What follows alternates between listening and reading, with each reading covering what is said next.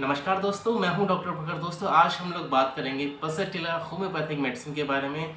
जानेंगे कि पल्सरटिला का क्या रोल होता है, क्या क्या की नोट सिम्टम्स होते हैं जिसके आधार पर हम मेडिसिन को चूज़ करते हैं और आप अपने घर में मेडिसिन दे सकते हैं, अपने पेशेंट्स को मेडिसिन दे सकते हैं, और क्या क्या बीमारियों में इस मेडिसिन का यूज़ किया जाता है। डिटेल में इसके बारे में बात करेंगे और कैसे इस मेडिसिन को देना चाहिए, इस पर भी बात करेंगे। तो देर न करते हुए शुरू करते हैं। दोस्तों, मैं हूं डॉक्टर प्रखर, आपका अपने यूट्यूब चैनल पे बहुत बहुत स्वागत करता हूं। जो पर्सन चैनल पहली बार आए हैं उनसे रिक्वेस्ट है कि चैनल को सब्सक्राइब जरूर करें, बेल आइकन दबाएं ताकि आने वाले जितने भी वीडियोज़ हैं उनका नोटिफिकेशन सबसे पहले आपके पास पहुंच सके। वीडियो को एंड तक जरूर देखिएगा, लाइक करें और शेयर ज़रूर करें। दोस्तों, सबसे पहले जानते हैं पल्सरटिला मेडिसिन का कॉन्स्टिट्यूशन कैसा होता है।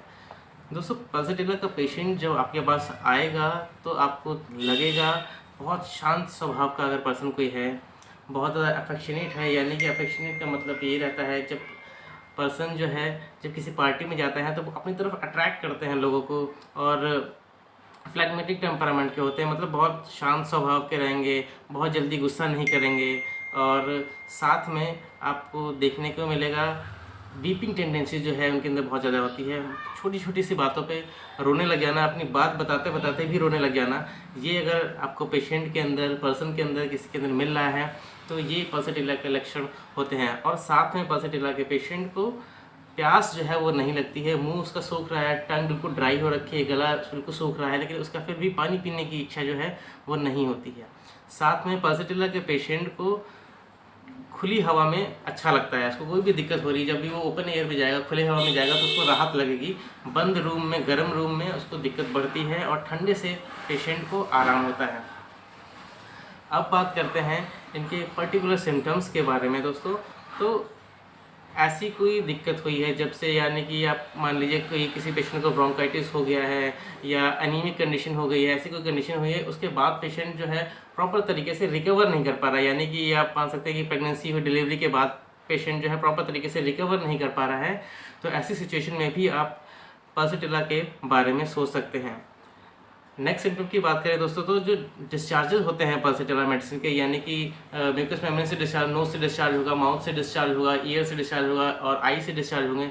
जो भी डिस्चार्जेस होते हैं वो येलोइश ग्रीन डिस्चार्ज होते हैं और बहुत गाढ़े थिक डिस्चार्ज होते हैं। थिक डिस्चार्ज आ रहा है, येलोइश ग्रीन डिस्चार्ज है, नोज जो है बहुत ज़्यादा येलो ये आ रही है, बहुत थिक है, गाढ़ी है, प्यास पेशेंट को बिल्कुल भी नहीं लग रही है, तो ऐसी सिचुएशन में आप पल्सरटिला होम्योपैथिक मेडिसिन के बारे में सोच सकते हैं। साइनोसाइटिस की कंडीशन है, नोज़ ब्लॉक हो जाती है, कभी ये वाली नोज़ ब्लॉक है, कभी ये वाली नोज़ ब्लॉक है, अल्टरनेट ऐसा सिम्टम बन रहा है, डिस्चार्ज जो है येलोइश है, तो आप इस मेडिसिन के बारे में सोच सकते हैं। दोस्तों, पल्सरटिला के पेशेंट को, दोस्तों फीमेल को मेंस्ट्रुएशन जो है वो बहुत कम होंगे, स्कैंटी मेंसेस होते हैं और लेट होते हैं, अपने टाइम से बढ़ के आएंगे, खुल के पूरी तरीके से मेंसेस नहीं हो रहा है, तो भी आप इस मेडिसिन को सोच सकते हैं। और इस पर्टिकुलर सिम्टम के लिए ये बहुत ही पिक्यूलियर मेडिसिन है और बहुत ज़्यादा मेडिसिन यूज़ करी जाती है क्लिनिकल प्रैक्टिस में। दोस्तों, अब बात करते हैं इनके पेन्स के बारे में। दोस्तों, जो दर्द होता है पल्सरटिला का, ऐसा दर्द लगेगा कुछ फट सा रहा है, स्टीयरिंग पेन होता है, और दर्द जो है शिफ्ट करता रहता है, अपनी जगह जो है चेंज करता रहता है बार बार, कभी इस शोल्डर पे होगा, कभी इस साइड में होगा, मूव करता रहेगा दर्द एक जगह से दूसरी जगह पे। और साथ में दर्द के साथ में पेशेंट को ठंड जो है, चिलीनेस जो है वो बहुत ज़्यादा रहती है। जैसे जैसे दर्द की इंटेंसिटी बढ़ती जाती है वैसे वैसे ठंड जो है वो बढ़ती जाती है पेशेंट को। तो ये भी एक पर्टिकुलर सिम्टम है पल्सरटिला मेडिसिन का, दर्द के साथ में ठंड लगना, और दर्द जो है वो एकदम से आएगा और धीमे धीमे करके जाएगा। जैसे बेलाटोना मेडिसिन होती है उसमें दर्द एकदम से आता है, एकदम से चला जाए, बट पल्सरटिला में दर्द आएगा और धीमे धीमे करके जाएगा। तो ऐसी सिचुएशन में आप पल्सरटिला होम्योपैथिक मेडिसिन के बारे में सोच सकते हैं। दोस्तों, अब बात करते हैं दोस्तों इसके डाइजेशन सिम्टम्स के बारे में, यानी कि क्या क्या चीज़ें नुकसान करती हैं पल्सरटिला पेशेंट को।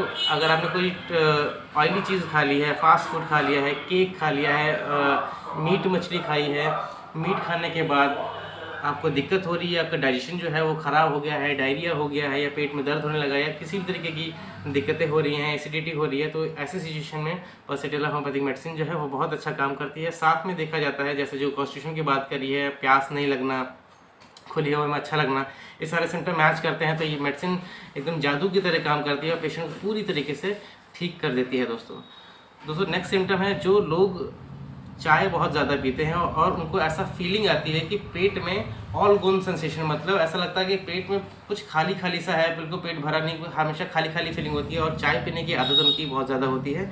तो ऐसी सिचुएशन में पल्सेटिला बहुत अच्छा काम करती है, ऐसे पेशेंट को पूरी तरीके से राहत दे देती है दोस्तों।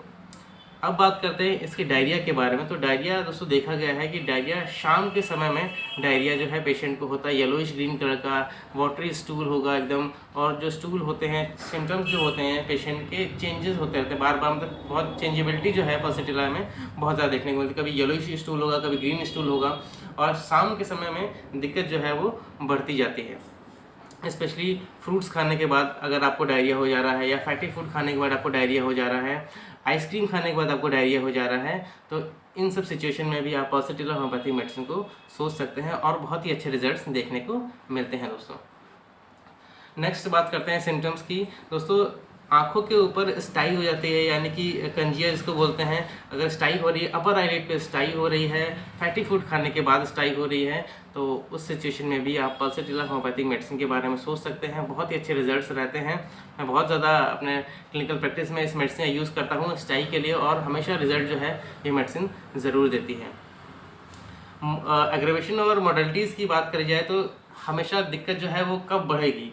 एग्रेवेशन की बात करें तो गर्म से पल्सेटिला के पेशेंट को हमेशा दिक्कत जो है वो बढ़ जाती है। कोई भी गर्म चीज़ है, गर्म रूम में बैठा हुआ है तो उसको दिक्कत बढ़ेगी। ठंडे रूम में जाएगा, ठंडी अगर हाथ पे दर्द हो रहा है तो ठंडा लगाने से पेशेंट को राहत मिलेगी, आराम मिलेगा।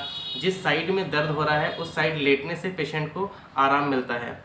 फर्स्ट मूवमेंट पे पेशेंट को दर्द बढ़ जाता है, यानी कि अगर आपके घुटने में दर्द हो रहा है तो आप एकदम से खड़े हुए चलने के लिए तो एकदम से दर्द जो है वो बढ़ेगा, उसके बाद फिर पेशेंट को राहत मिल जाएगी। दांत में दिक्कत अगर हो रही है, आपके दांत में दर्द हो रहा है, तो ठंडा पानी रखने से मुंह में दांत के दर्द में आराम मिलता है थोड़ी देर के लिए। अगर ऐसा सिम्टम देखने को मिल रहा है कि आप ठंडा पानी जैसे मुंह के अंदर रख रहे हैं, दांत के दर्द में आराम मिल रहा है, तो ऐसे सिचुएशन में भी आप पल्सेटिला होम्योपैथिक मेडिसिन ले सकते हैं दोस्तों।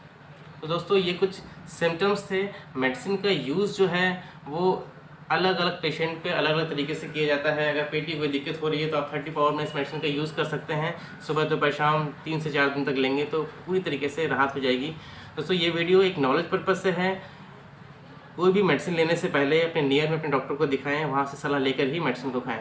ये वीडियो सिर्फ होम्योपैथी को प्रमोट करने के लिए है, सेल्फ प्रिस्क्रिप्शन के लिए नहीं है दोस्तों। आज के लिए बस इतना ही दोस्तों, अभी के लिए धन्यवाद। Thank you so much.